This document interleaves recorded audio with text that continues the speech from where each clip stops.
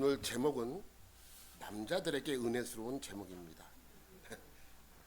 여성들은, 아내들은 복종하라는 말씀이죠. 우리는 앞서 성령 충만해야 하는 이유와 성령 충만이 무엇인가에 대해 여러분에게 말씀을 드렸었습니다. 그래서 술 취해 세월을 허비하며 방탕하게 살아가는 세상 사람들과 다르게 세월을 아껴 성령 충만한 삶을 살아가는 그리스도인의 모습은 이런 것이다 라는 것을 여러분에게 말씀을 드렸었습니다. 여러분, 가장 중요한 것은 뭐냐면 성령 충만은 현상이 아니라 상황이라고 했습니다. 상황. 그러면 이런 질문을 할 수 있어요. 이런 질문을 여러분은 하셨어야 합니다. 무슨 질문이냐면, 그럼 오순절에 나타난 하나님의 그 현상들은 무엇이냐? 그런 질문을 하셔야 합니다. 여러분, 그것은요, 성령 충만의 현상이 아니라 성령 임재의 현상입니다. 이거 구분하셔야 돼요. 여러분, 성경에 그럼 우리에게 성령이 임재할 때 그러한 현상들이 나타나지 않으면 성령을 받지 않은 것이냐? 그건 아니에요. 왜냐하면 성령이 임재할 땐 여러 모습으로 나타나기도 합니다. 물론 오순절과 같은 그러한 역사가 일어나기도 하지만 고넬료와 같이 하나님의 말씀을 들을 때 성령이 임재하는 경우도 있습니다. 여러 상황과 조건 속에서 그러한 모습으로 역사하는 것이죠. 만약에 오순절의 모습이 성령 임재의 현상이라면 많은 사람들이 지금도 똑같은 모습으로 그러한 임재를 경험해야 돼요. 근데 성경에는 그러한 경험이 딱 한 번 기록되어 있죠. 언제입니까? 오순절 때입니다. 오순절 이후에는 그러한 현상들에 대해서 말씀하고 있지 않아요. 그러므로 성령 임재는 여러 모양과 여러 가지 상황으로 성령이 임재하는 경우죠. 그런데 에베소서에서 말씀하고 있는 성령 충만함은 현상이 아니라 상황이라고 말씀드린 것은 그러한 이유에서입니다. 만약에 그러한 현상이 성령 충만의 모습이라면 저는 여러분에게 오늘 방언으로 설교를 해야 돼요. 방언으로. 그럼 여러분들은 막 통변해가지고 스스로 막 그거를 무슨 뜻인지 알아들어야 됩니다. 그리고 다닐 때도 불러 이러고 다녀야 돼요. 그래야 성령 충만이라면 그렇게 해야 되죠. 그러니까 불 받아야 돼. 여기도 히터를 한 40도 해놓고 막 뜨거워야 돼. 그렇게 받아야 돼요. 근데 그게 아니에요. 성령 충만은 현상이 아니라 뭐라고요? 상황입니다. 상황. 내가 어떻게 내 안에 계신 성령님으로 살아가고 있는지에 대한 상황입니다. 그래서 18절에 오늘 말씀하고 있죠. 오직 성령으로 충만함을 받으라. 그래놓고 성령 충만에 대한 내용이 19절 20절에 설명하는 거예요. 성령 충만함을 받으라.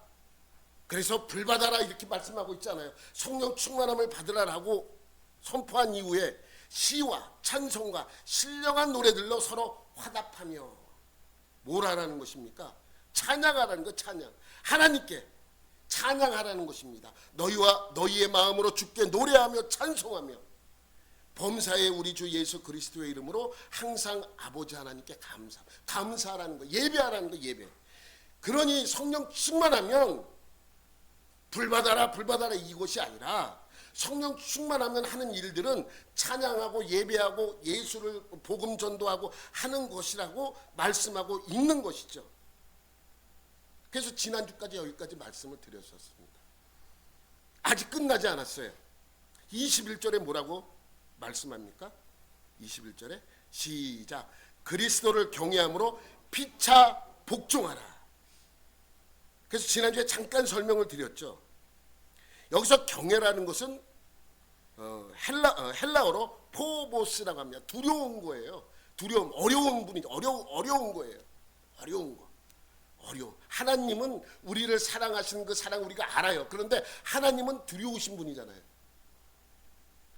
예수님이 우리를 사랑하셔서 십자가에 못 박히신 그 놀라운 은혜를 우리는 너무나 감사하고 있습니다.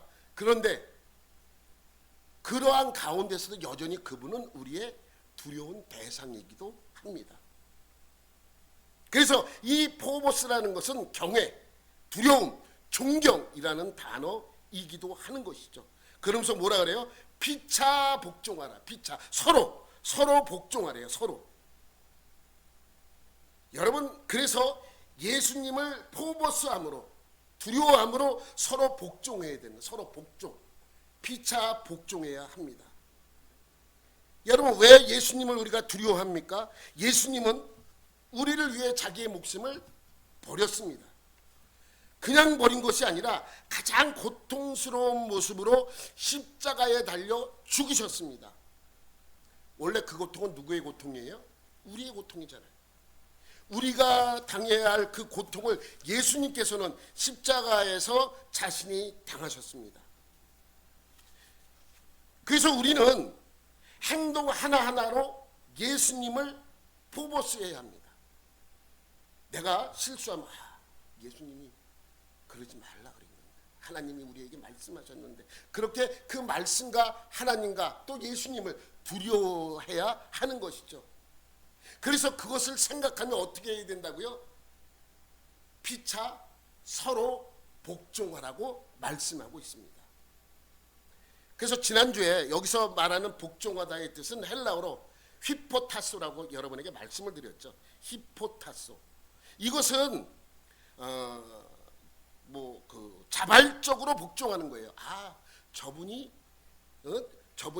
저분의 말씀을 내가 들어야 되겠다. 자발적으로, 강압적으로 시켜서 순종하는 것이 아니라 내 스스로 자발적으로 질서와 권위를 위해서 복종하는 것입니다. 어떨 때는 마음에 안 들어도 질서와 권위 때문에 내가 그 말에 복종하는 것입니다. 그러한 뜻을 담고 있어요.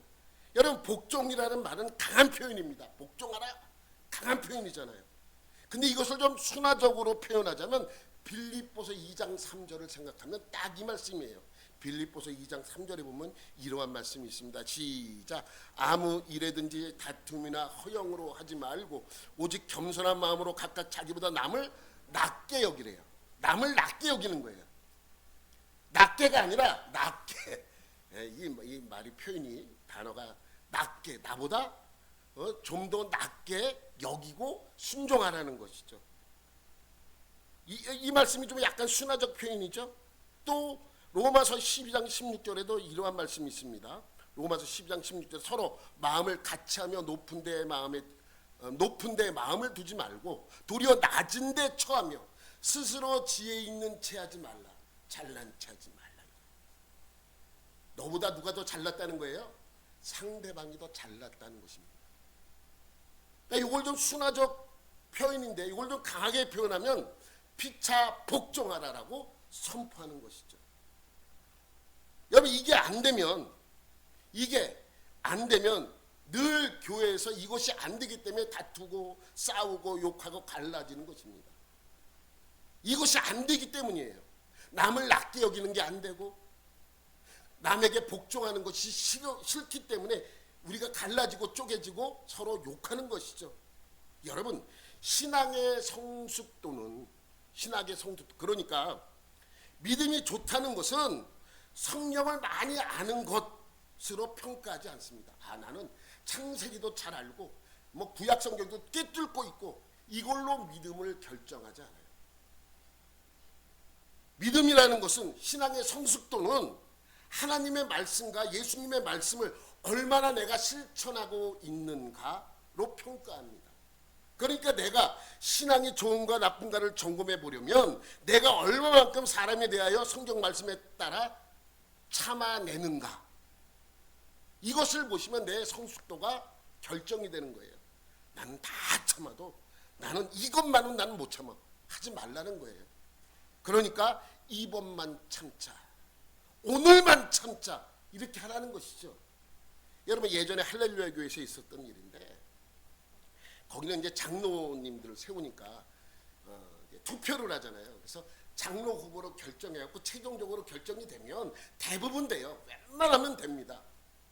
이거 뭐 이게 뭐 안 되고 뭐 이런 것을 하는 것이 아니고 교회는 늘 은혜스럽게 하는 곳이기 때문에 장로 후보로 올라가면 웬만하면 돼요. 웬만하면. 그런데 어떤 분이 후보로 올라갔어요. 근데 갑자기 그 후보에 대하여 찌라시가 돌기 시작하는, 안 좋은 얘기가 막 돌기 시작해요. 근데 그게 정말 유언비어인지 정말로 그런지는 몰라요. 좀 그때는 제가 새끼 목사였기 때문에 잘 몰라요. 뭐 관여도 안 하고 교육 목사 쪽이기 때문에. 근데 이제 그 교육자회에 참석하면 그러한 얘기를 하잖아요. 그래서 이제 들은 얘기인데, 그래서 교회에서 이제 난리가 난 거예요. 좋지 않은 내용이기 때문에. 그래서 이제 그 담당 교구 목사님이 찾아서 그분을 찾아갔어요. 어떻게 찾아갔어. 그래서 얘기를 해봤대요. 해봤는데 결론은 뭐냐면, 내가 살아있는 동안에는 그 사람이 장로 되는 꼴을 못 본다는 거예요. 뭔지는 잘 모르겠어. 그렇게 이야기하면서 무조건 반대를 하는 거예요. 그래서 교육자회에서도 목회자들이 모여서 좀 안 좋은 얘기를 한 적도 있었는데, 여러분 그런 일들이 우리가 세상에 살아가면서 많은 것들을 경험하고 있지 않습니까? 제가 갈보리교회 있을 때도 마찬가지예요. 갈보리교회 있을 때 제가 예배 담당이나 성가대 담당도 제가 관여를 했었어요. 그런데 이제 성가대를 담당하면 성가대 지도 권사를 세워요. 지도 권사. 그럼 집사로 있다가 지도 권사가 되면 권사로 임직되는 거예요. 그러니까 권사로 임명받는 거예요. 그러거나 지역장이 되면 집사로 있다가 지역장이 되면서 권사 직분을 받게 되는 거예요. 그러니까 직분에 따라서 권사 직분을 받게 되는 것인데, 어떤 분이 이제 뭐 얘기를 해서 저는 뭐 내가 마음에 들어 당신 여기 지도 권사 좀 했으면 좋겠습니다. 이렇게 하지 않아요. 이제 사람들의 얘기를 듣고 후보를 추천받아서 이제 저는 결정 안 해요. 나중에 얘기 듣기 싫어서. 그 이제 후보자로 오신 분 꼭 2명 이상이래야 돼요. 2명, 3명 이렇게 담임 목사님한테 이렇게 올리면 담임 목사님이 이렇게 봐서 이 사람 이렇게 했었어요. 근데 누가 됐어. 그랬더니 다른 집사님들이 찾아와서 그분은 안 된다고. 얼마나 얘기하는지 몰라요. 왜 안 되는지 몰라. 막 얘기를 하면서 뭐 안 좋은 얘기를 하죠. 그분은 안 된다고. 그분이 되면 안 된다. 근데 재밌는 건 뭔지 아세요? 또 그분이 좋다는 분이 또 많아. 그러니까 그 가운데서도 결정하는 것이 얼마나 힘든지. 여러분, 그래서 늘 이러한 일에 부딪히면 골치가 아픈 거예요. 결론이 없어. 논쟁이 시작되면 결론이 없고, 결론이 없으니까 머리가 아픈 거예요. 특히 정치 얘기가 그렇잖아요. 누가 옳고 누가 틀리다 이렇게 얘기할 수 없잖아요. 그들을 지지하는 사람은 그들이 잘한다고 생각하고, 이쪽이 지지하는 사람은 이쪽이 잘한다고 하는 거예요. 그러니까 이 둘이 만나서 논쟁이 시작되면 결론이 없는 거예요. 결론이 없고 뭐라 그래요? 아이고 머리야, 혈압 올라, 이게 되는 거예요. 여러분, 늘 무슨 일이 발생하면 이기려고 하지 마십시오. 응? 논쟁이 시작되면 끝이 없으니까 골치만 아픕니다. 그러면 그때 어떻게 하라 그랬어요? 제가 속으로 네 똥 굴고 이렇게 얘기하라 그랬죠. 근데 이것도 안 돼. 이렇게 하면 안 돼. 내가 생각해 보니까 목사 이름 네 똥 굴고 이러면 좀 그렇잖아요. 생각해 봐서 그런 얘기를 들을 때 이렇게 생각하면 됩니다. 아직 신앙이 어리구나. 그리고 넘어갔어요. 아직 신앙이 어리구나. 우리의 신앙 훈련이라는 것은 그런 내 자신을 꺾는 훈련이어야만 합니다. 예전에는 내가 무슨 일만 상하면 핏대를 올리고 막 했는데, 그것을 접는 훈련이 신앙 훈련이에요. 그래서 성령 충만으로의 상황 속으로 들어가는 것입니다. 그러한 것이 성령 충만이죠. 성령 충만 그러면 하늘에서 불이 뚝 떨어지는 그러한 것이 아닙니다. 여러분, 중세 시대에는 정말 그런 것으로 알았어요. 그런 것으로 알아서 산 꼭대기에다가 수도원을 지어놨어요. 여러분, 혹시 그리스 관광 가셨던 분은 알 거예요. 마테오라라는 곳이 있어요. 마테오라라기도 하고 메테오라기도 하는데, 거기에 가보면 수도원이 어디에 지어졌어요? 산 꼭대기. 여기 사진 봐요, 사진. 어떻게 못 가요, 여기. 여러분, 여기서 음식물 배달할 때 어떻게 하는지 아세요? 위에다가 바구니를 갈아가지고 막 내려. 그럼 담아주면 막 올려서 먹고 안 내려가겠다. 세상과 단절하는 거야. 난 안 내려가겠다. 난 이곳에서 하나님과 온전히 성령 충만함으로 대화하겠다는 거예요. 아, 뒤쪽에 무슨 계단이 있겠고 뒤쪽 옆에 없어요. 뒤쪽에도 아무것도 없어. 그냥 산 꼭대기에 잘라져 있는 데다 여기다 기도원을 진 거예요. 여기서 뭘 하겠습니까, 여러분? 여기서도 성령 충만하지 못하겠다고 이들은 생각하니까 어떻게 하냐면 여기서 중간에 굴이 있어요. 여러분 사진 보면 중간에 굴이 있죠. 조그만 굴. 여기에 가서 혼자 이불 하나 갖고 가서 여기서 며칠이고 금식하면서 기도합니다. 아, 여기서 뭐 그냥 자연적으로 생긴 데죠. 여기 보세요. 사람들이 여기 가서 기도하고 있는 거예요. 여기 올라가서 뭐 하겠어요?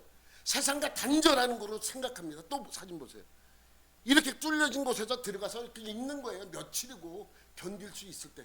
아, 배고파서 도저히 안 되겠다 그러면 사람들에게 그러죠. 여봐 친구야 음식 가져와. 그러면 발굴이 내려서 바구니로 또 음식을 받아서 먹고 그러는 거예요. 이렇게 생활을 했다. 세상과 단절하여 하나님과 기도하는 것으로 성령 충만하는 거를 인식을 했다는 것이죠. 아닙니다. 아니에요. 여러분 성령 충만하는 것이 무엇이냐면 살아내는 거예요. 내가 참으며 내가 견디며 내가 극복하며 살아가는 것이 성령 충만합니다. 무엇으로요? 찬양하며 예배하며 기도하며 감사하며 전도하며 그리고 오늘 말씀처럼 서로 복종하며 살아가는 것을 말씀하고 있는 것이죠. 이것이 성령 충만입니다. 그런데 오늘 본문에 보면 피차 복종하라 라고 말씀하고 있죠. 21절에 피차 복종하라. 피차 복종하라는 것은 뭐예요? 서로 복종하라 라고 되어 있는 것입니다. 일방적으로 무조건 복종하라 라는 말씀이 아니에요. 서로 복종하는 거예요. 여러분 서로 복종하라 그리고 21절이 맞춰요. 여러분 성경 보면은 한 문단이 끝나요. 그리고 22절부터 새로운 문단이 시작되죠. 근데 피차 복종하라 그래 놓고 22절부터 누구에 대한 이야기가 시작돼요? 아내와 남편의 이야기. 여러분 잘 이해하셔야 돼요. 그리고 6장에 넘어가면서 누구와 누구의 이야기가 또 언급이 돼요? 자녀와 부모의 이야기. 자녀의 부모의 이야기가 끝나자마자 누구의 이야기가 또 설명되어 있습니까? 종과 상전. 그러니까 지금 이 피차 복종하라는 말씀은 집중적으로 부부끼리 아버지와 자녀, 부모와 자녀끼리 또 종과 상전의 이야기로 이 이야기를 이어가는 거예요. 그러니까 이 이야기는 서로 피차 복종하라라고 선포하고 있는 것은 부모와 자녀 또는 종과 상전의 이야기로 집중되고 있는 것이죠. 그런데 서로 피차 복종하라라는 이 말씀은 이것만 부모와 자녀, 종과 상전의 이야기만 말씀하고 있는 것이 아니에요.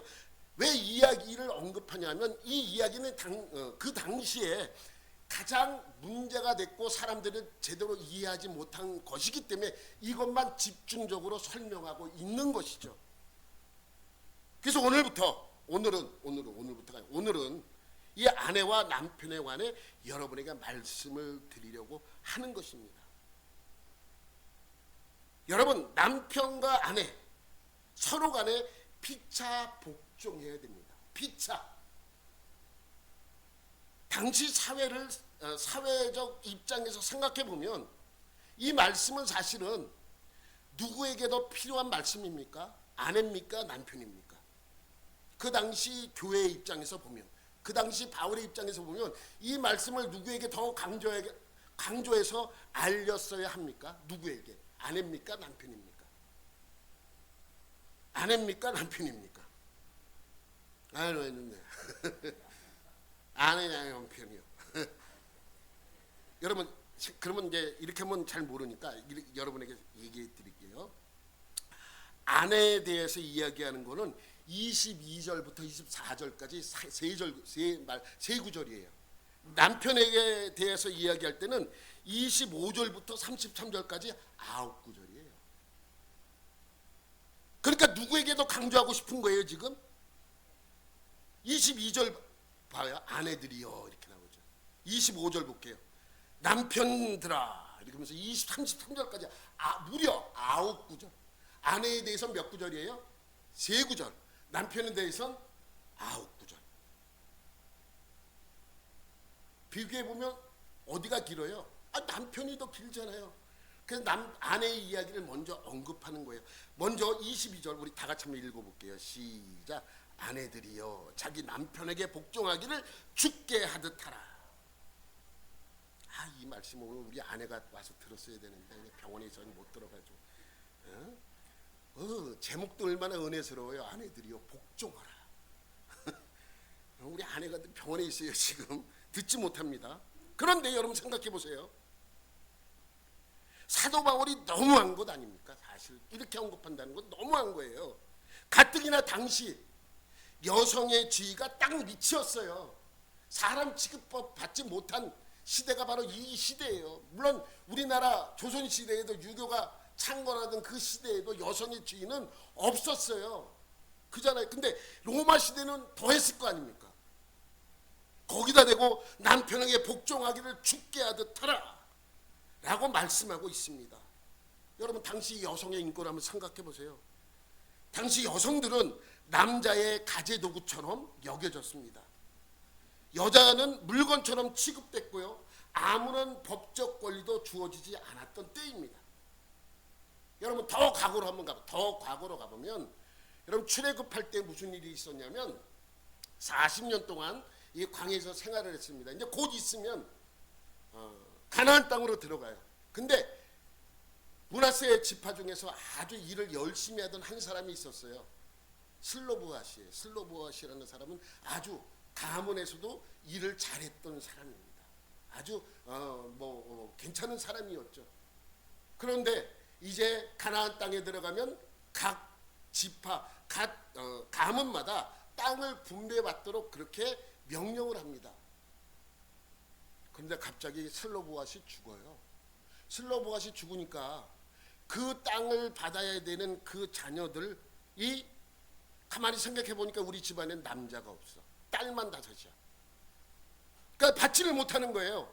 왜? 그 당시에는 아들에게는 땅을 물려줬어도 딸에게는 물려주지 않았기 때문입니다. 억울하잖아요. 그래서 딸들이 모세를 찾아가요. 아니 이럴 수 있습니까? 아버지가 하신 일이 있고 아버지가 받아야 될 유산이 있는데 아버지가 죽으니까 우리는 그 유산을 받아야 할 아버지 이름을 기업으로 이어갈 아들이 없습니다. 딸들만 있습니다. 그러니까 우리에게 그 땅을 유산으로 주십시오 라고 이야기를 합니다. 그러니까 모세가 내가 하나님한테 묻고 결정하겠다. 그래서 기도를 해요. 하나님한테 물어요. 그리고 나서 하나님께서도 딸들에게도 상속권을 주라고 말씀하십니다. 그런데 이 법은 딸들에게 상속권을 주어지는 이 법은 한 가지 조건이 있는 거예요. 누가 없을 때? 아들이 없을 때. 아들도 있고 딸도 있으면 딸에겐 주지 않아요. 그 가문에 딸만 있고 아들이 없을 때 이 법이 적용이 되는 거예요. 아들이 있을 때는 적용이 안 돼요. 여러분 그런데 로마 시대라고 다를 게 있었겠습니까? 그만큼 여성들의 인권이 바닥인 때입니다. 오죽했으면 당시 유대인들이 매일 아침 제가 기도한다 그랬죠. 매일 아침 유대인들은 아침에 일어나서 하나님께 감사 기도를 드려요. 3가지 감사. 하나는 이방인으로 태어나지 않은 것에 감사. 2번째는 노예로 태어나지 않은 것에 감사. 3번째는 여자로 태어나지 않아서 감사. 이런 기도가 어디 있습니까? 그런데 유대인들은 그렇게 기도했어요. 지금도 그렇게 기도하는지는 모르겠지만 그렇게 기도했습니다. 심지어 로마인들은 여성의 지위를 가리키는 말로 임베실리타스 섹수스라고 그렇게 이야기를 합니다. 근데 이 말의 뜻이 뭔지 아세요? 여성의 인권을 이렇게 이야기했어요. 임베실리타스라는 뜻은 무능한, 허약한, 무기력한 이러한 뜻을 갖고 있어요. 섹스수는 성이에요. 성. 남성, 여성. 그러니까 무능력한 사람 이런 뜻이에요. 아무도 힘이 없는, 무기력한, 무능한 사람. 이것이 여성을 가리켜서 불렀던 단어이기도 합니다. 그런데 임베실리타스라는 이 말의 뜻 안에는 무슨 뜻이 포함되어 있냐면 바보, 천치라는 말, 그 뜻이 포함되어 있어요. 그러니까 뭐라 그래요? 아유, 바보 같은 사람이 여자라는 거예요. 천치라는 거예요. 바보 천치가 여자라는 것입니다. 지금 제가 그런 거 아니에요. 로마 시대 때 그런 거라고요. 여성의 지위가 로마 시대에는 이렇게 표현됐던 것입니다. 그런데 거기다 대고 바울은 뭐라고 합니까? 아내들아, 남편에게 복종하라 라고 하고 있습니다. 그러니까 바울이 좀 너무한 것 같아요. 그죠? 여러분, 말씀드렸지만 21절에서 표현한, 또 22절에서 표현한 이 복종하라는 말의 뜻은 헬라어로 히포타소라고 말씀을 드렸죠. 이 뜻은 단순히 굴복하는 것을 뜻하고 있지 않아요. 질서와 권위를 인정하고 스스로 자발적으로 복종하거나 순종하는 것을 의미한다고 여러분에게 알려드렸습니다. 그러니까 이 단어 안에는 질서, 배열, 정돈이라는 뜻을 가지고 있습니다. 질서, 정돈. 그러니까 사도 바울이 이야기하고 싶었던 것은 이겁니다. 아내들이여, 질서를 위해 남편을 그 머리의 자리에 놓아두라, 이런 뜻입니다. 남편에게 무조건적 복종, 막무가내의 굴종이나 예속, 종속을 뜻하는 것이 아닙니다. 바울은 언제나 남자와 여자를 동등한 관계로 여겼습니다. 당시 문화처럼 남자와 여자가 상하 관계가 아닙니다. 그래서 갈라디아서 3장 28절에 보면 바울은 이렇게 표현합니다. 너희는 유대인이나 헬라인이나 종이나 자유인이나 남자나 여자나 다 그리스도 예수 안에서 하나이니라. 다 똑같다는 것을 선포하고 있죠. 그래서 바울은 여자는 남자의 도구가 아니라 남자와 여자는 하나이고 동등한 관계라고 강변하고 있습니다. 그럼에도 여자들에게 아내들아, 남편에게 뭐하라고요? 복종하라고 선포하고 있습니다. 그러니까 바울이 남자에게 복종하라라고 이 말씀 속에는 어떠한 의도로 이러한 말씀을 했는지 여러분들은 이해해야 돼요. 단순히 이 말뜻대로 그래 복종해 이러한 뜻이 아니라는 것이죠. 그래서 5장 23절 말씀을 다시 한번 우리가 읽어보도록 하겠습니다. 시작. 이는 남편이 아내의 머리됨이 그리스도께서 교회의 머리됨과 같음이니 그가 바로 몸의 구주시니라. 남편에게 복종하래요. 그리고 남편은 아내의 머리 된대요. 남편이 아내의 머리 된 것은 그리스도께서 교회의 머리 된과 같다고 선포하고 있습니다. 여러분, 바울은 서신서에서 보면 교회를 사람으로 비유한 때가 참 많아요. 그리고 교회의 중심인 예수 그리스도를 머리로 비유한 말씀이 참 많이 있지 않습니까? 예수님을 머리로 비유한 이유는 예수님이 교회를 대표하기 때문입니다. 예수님이 교회를 대표하는 거예요. 예수님을 대표로 내세운 교회가 교회지, 문선명이나 이만희를 내세운 교회는 우리가 생각하는 교회와 전혀 다른 교회예요. 그냥 같은 교회라고 부르지만 전혀 다른 곳입니다.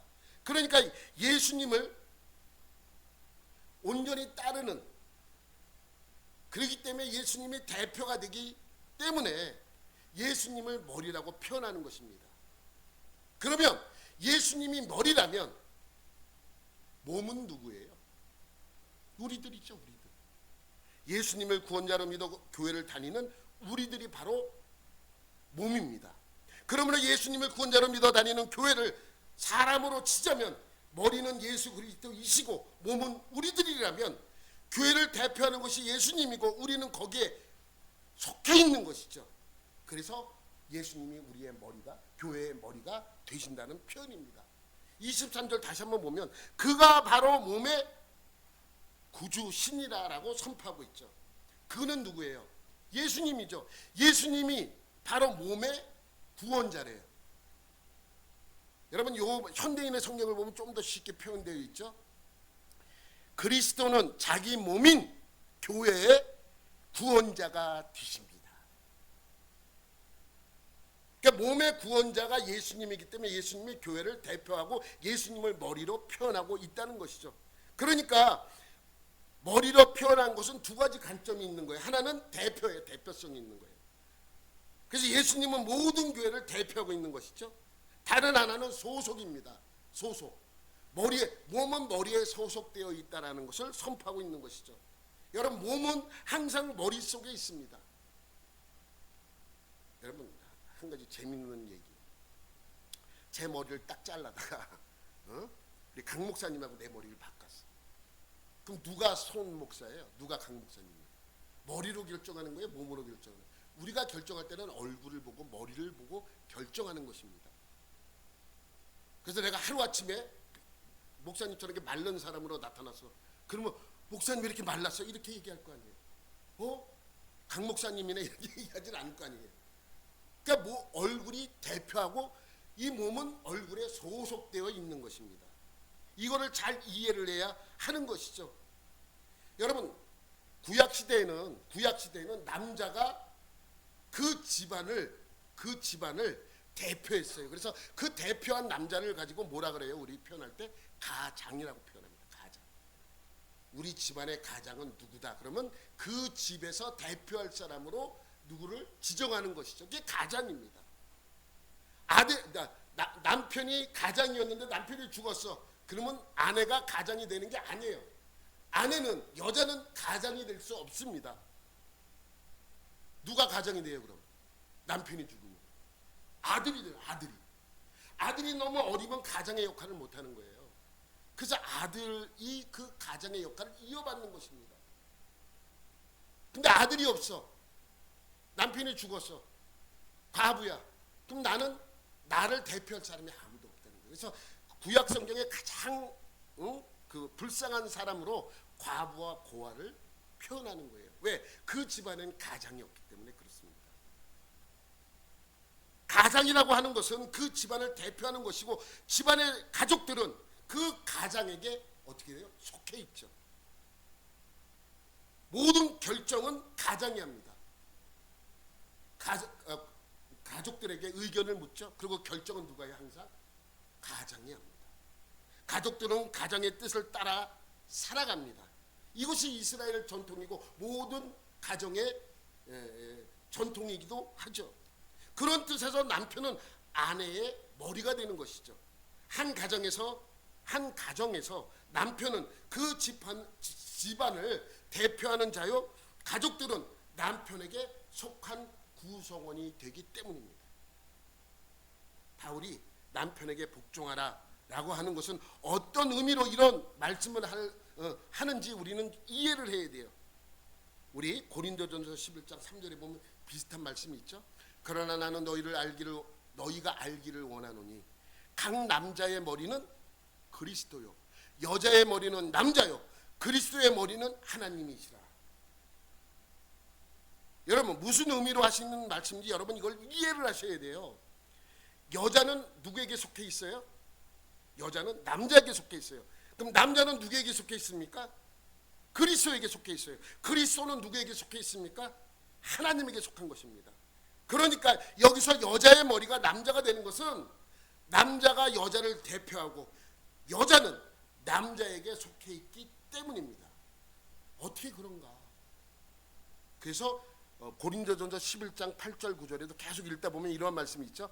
남자가 여자에게서 난 것이 아니요. 이것도 틀렸잖아요, 사실. 여자에게도 났잖아요. 근데 난 것이 아니래요. 여자가 남자에게서 났으며 여자가 남자에게서 났어요? 아니죠. 남자가 여자에게서 났잖아요. 여러분 다 엄마에게서 났지 아버지에게서 났지는 않잖아요. 또 남자가 여자를 위하여 짐을 받지 아니하고 여자가 남자를 위하여 짐을 받은 것이니, 이게 무슨 말씀이냐면 아담과 하와 이야기예요. 창조할 때 이야기예요. 여러분, 여자는 누구에게서 나왔어요? 남자에게서 나왔습니다.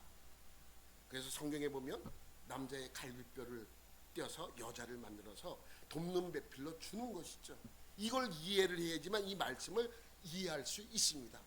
그 말씀을 이해하면 여자가 남자에게서 나왔어요? 남자가 여자에게서 나왔습니까? 여자가 남자에게서 나온 거잖아요. 그리고 여자는 맨 마지막에 여자는 남자를 위하여 짐을 받은 것이잖아요. 여러분, 여자가 창조된 것은 왜 창조됐습니까? 아담이 독초하는 것을, 혼자 있는 것을 보기에 너무 안쓰러워서 하나님이 여자를 돕는 배필로 만든 것입니다. 돕는 배필입니다. 그러니까 이것은 왜 남자가 여자의 머리가 된다라고 말씀하고 있냐면 하나님이 세운 위계 질서를 설명하는 거예요. 여러분 보세요. 여자는 남자에게서 나왔어요. 남자는 그리스도에게 속해 있어요. 그리스도는 하나님에게 속해 있는 것입니다. 종속관계를 뜻하는 것이 아니라 창조의 순서, 창조의 질서를 따라 여자는 남자에게 복종하라는 뜻입니다. 창조의 원리예요. 창조의 질서예요. 그래서 디모데전서 2장 11절 14절까지의 말씀을 보면 여자는 일체 순종함으로 조용히 배우라. 여자가 가르치는 것과 남자를 주관하는 것을 허락하지 아니하노니 오직 조용할지니라.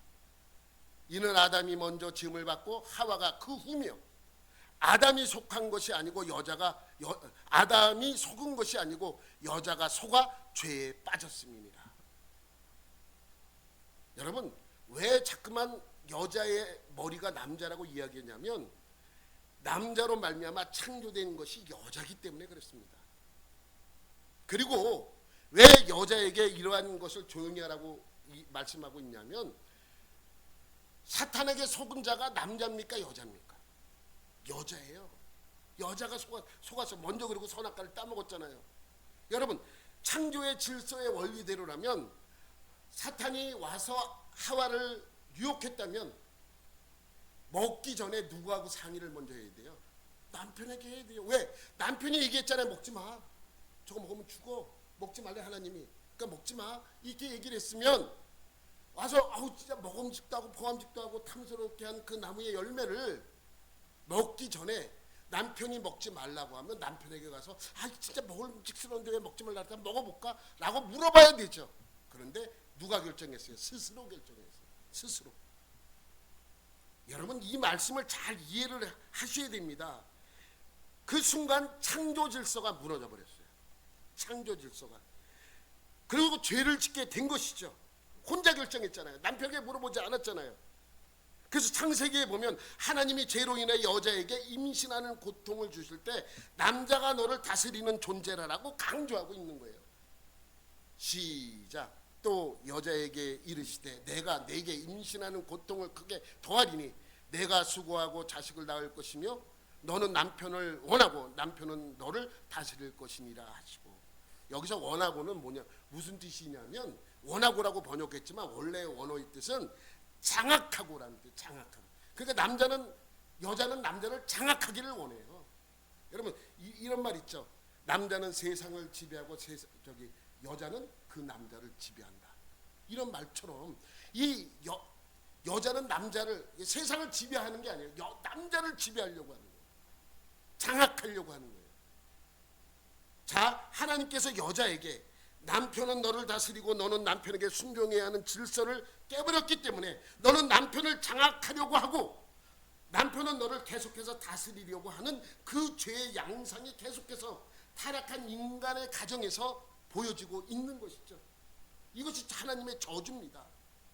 여러분 뭐 총각 처녀 때는 잘 사귀다가 결혼하면 싸우기 시작하잖아요.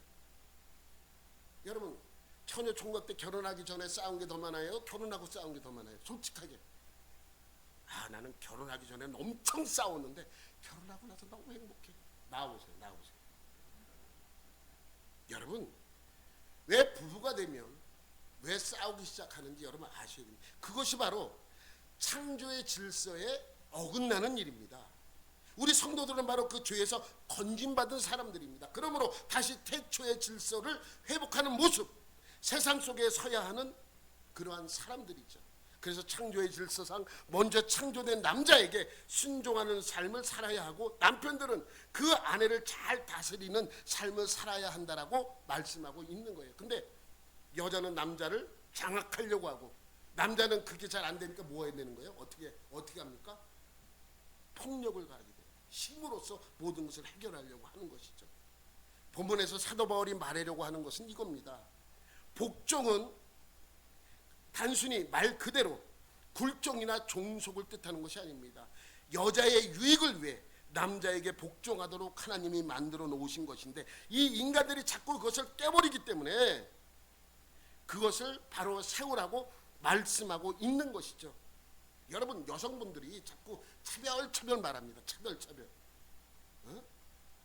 근데 그래서 차별을 하지 말라고 자꾸만 얘기하면 어떤 분이 그러더라. 그럼 여자들도 군대 가라고. 그건 안 된대요. 남자들이 힘이. 근데 왜 그거 왜 힘이 세다고 말합니까? 여러분, 왜 자꾸만 여자만 아이를 낳냐고 남자가 아무리 이야기해봐야 남자는 아기를 낳을 수가 없어요. 그러니까 남자와 여자는 차별받는 것이 아니고 차이가 나는 거예요. 차이. 여러분, 그 마이크 타이슨은 여러분 모르는 사람 없죠. 뭐 주먹이 센지 예전에 한참 전성기 때는 상대방이 시계만 해도 다운돼서 못 일어났어요. 그 정도로 주먹이 셌어요. 근데 요 근래에 뭐 지금 은퇴했지만은 막 이제 그 사람이 막 세 체급을 석권할 때예요. 매도웨이라고. 여러분, 그래서 현 시대의 가장 위대한 복수 그러면 메이웨더를 이야기합니다. 메이웨더. 그런데 메이웨더는 급이 달라요. 마이크 타이슨은 헤비급이에요. 100kg 이상이에요. 그래서 한상 정성기 때는 115kg 나갔대요. 근데 메이웨더는 패더급부터 시작을 했어요. 57kg. 그 다음에 해서 나중에 슈퍼 웰터급까지 69.8kg, 70kg가 안 돼요. 근데 왜 제가 이 얘기를 하냐면 어떤 기자가 메이웨더가 한참일 때 마이크 타이슨을 찾아가요. 둘이 붙으면 누가 이겨요? 이렇게 얘기했어요. 둘이 붙으면 누가. 그 타이슨이 뭐라고 얘기했는지 아십니까, 여러분? 둘이 붙으면 누가 이겨요? 지금 메이웨더랑 당신이랑 붙으면 누가 이길 것 같습니까? 이렇게 얘기를 했어요. 그랬더니 타이슨이 뭐라 그런지 아세요? 웃으면서. 누가 이긴다는 말은 안 하고 체급이 차이 난다고 자꾸만 그 얘기만 하는 거예요. 그러니까 이 기자는 그 얘기가 누가 이겨요? 이 기자가 듣고 싶은 건 누가 이긴다는 얘기를 듣고 싶은데 타이슨은 자꾸만 무슨 얘기하냐면 체급이 달라요. 체급이 틀려요. 나는 헤비급. 자꾸만 그렇게 얘기를 하는 거예요. 왜 그런지 차이와 차별은 여기서 있는 거예요. 메이웨더가 왜 차별하냐? 난 마이크 타이슨에 도전하고 싶다. 여러분 100kg짜리 그 주먹으로 맞는 거랑 10kg짜리 주먹으로 맞는 거랑 다릅니다. 그렇기 때문에 체급 차이는 곧 결과에 따라서 많은 영향을 미쳐요. 타이슨이 스치기만 해도 쓰러지겠죠. 메이웨더의 주먹이 아무리 세도 타이슨을 쓰러뜨릴 수 있겠습니까? 체급 차이가 나는데. 아이가 주먹이 아무리 세도 으르를 쳐서 쓰러뜨릴 수 있겠습니까? 똑같은 거예요. 차이와 차별은 우리가 늘 구분해야 되는데 그게 안 돼요. 내가 필요할 때는 차이고 내가 원할 때는 차별이에요. 여러분, 남자와 여자 중에 누가 월등하고 누가 열등하다는 의미가 아닙니다. 하나님께서는 남자와 여자를 창조할 때 차이가 나게 창조하신 것이죠. 그리고 차이가 나는 이 둘이 한 몸이 될 때 완전한 가정으로 형성이 되는 것입니다. 그래서 남자보다 여자를 연약하게 창조하셨다라고 베드로도 고백하고 있습니다. 베드로전서 3장 7절에 보면 이런 말씀이 있습니다. 남편들아, 이와 같이 지식을 따라 너희 아내와 동거하고 그를 더 연약한 그릇이요 또 생명의 은혜를 함께 이어받은 자로 알아 귀히 여기라. 이게 세번역으로 보면 이런 말씀이 있습니다. 세번역으로 보면 자기보다 연약한 그릇임을 이해하고. 그러니까 여자는 연약한 거예요. 보호해야 돼요. 여자가 아무리 평등을 외치고 차별을 외쳐도 차이가 나는 것은 어쩔 수가 없습니다. 하나님께서 그렇게 차이가 나게 창조하셨기 때문입니다. 그래서 성경은 분명하게 여자를 남자보다 연약한 그릇이라고 선포하고 있는 것이죠. 그러면 왜 하나님은 남자와 여자를 차이 있게 만드셨는가? 왜 그런 것 같아요? 왜 차이나게 창조하셨습니까? 역할 때문이에요. 역할이 있는 거예요. 다리는 다리의 역할이 있고 손은 손의 역할이 있는데 다 다리일 수는 없습니다. 다 손일 수는 없습니다. 다 손이면 어떻게 걸어 다녀요? 다 다리면 밥은 어떻게 먹습니까? 예? 만약에 손과 다리가 다 다리면 음식 먹을 때 다 개처럼 먹어야 돼요. 숙이고. 예? 새처럼 부리로 입으로 이렇게 쪼면서 먹어야 돼요. 썰어서 먹지 못해요. 짐승처럼 되는 것입니다. 여러분, 그래서 역할의 차이 때문에 차이 있게 창조하신 것이죠. 이 말씀 나중에 한번 더 말씀드리겠지만, 그래서 이 말씀을 잘 이해하셔야 됩니다. 여러분, 이 말씀은 여자들 잘 들어, 복종하란 말이야. 복종해. 까불고 있어. 이런 얘기가 아니에요. 그렇지만 아내분들은 복종하고 순종해야 돼요. 여성분들에게 한번 물어보겠습니다. 여러분은 남편에게 말없이 순종하는 게 쉽습니까? 아니면 그것이 어렵습니까? 제 아내한테 물어보고 싶은데 병원에 있어서 물어보지 못하는데 제가 이따가 꼭 물어보겠습니다. 어렵죠? 남편한테 순종하는 것이 참 어려워요. 나는 승질 머리가 못 돼서 난 크게 안 돼. 그래도 순종하라고 말씀하고 있어요.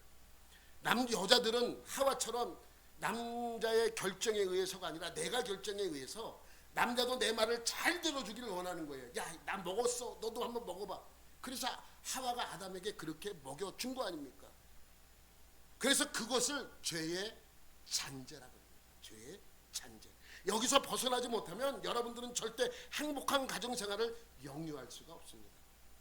아내는 남편의 권위를 타고 넘어가면 안 됩니다.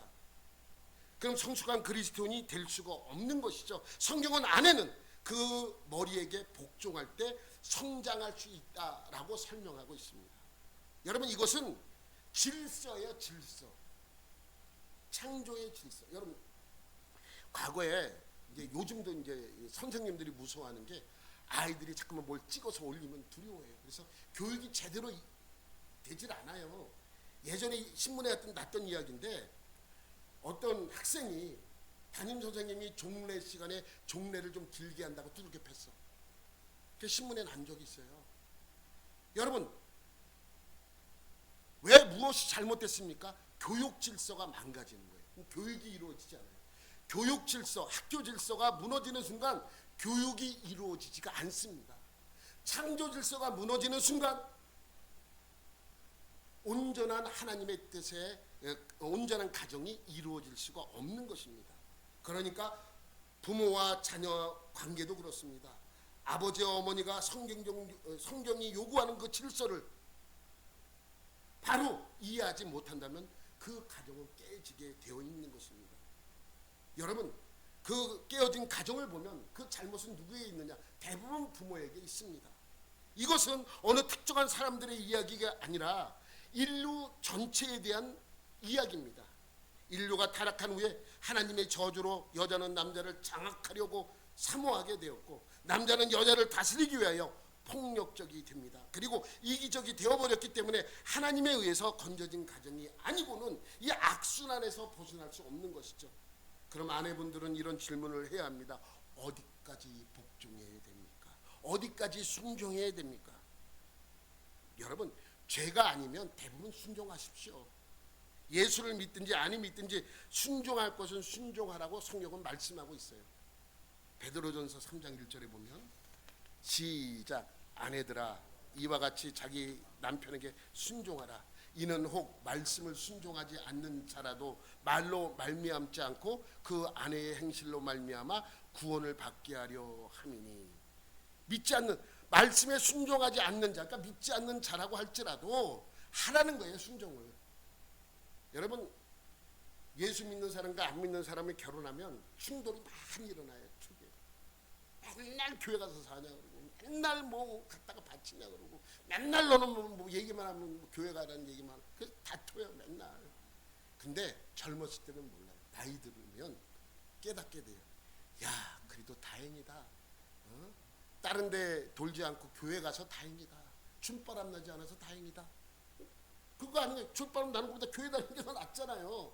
그러니까 나이 들으면 그것이 내가 잘못 생각했다는 것을 그때 깨닫게 된다는 그 말씀이에요. 그래서 그 모습으로 항상 하게 되면 그것으로 인해서 결국 그 사람도 전도받게 되어 있다라는 말씀이죠.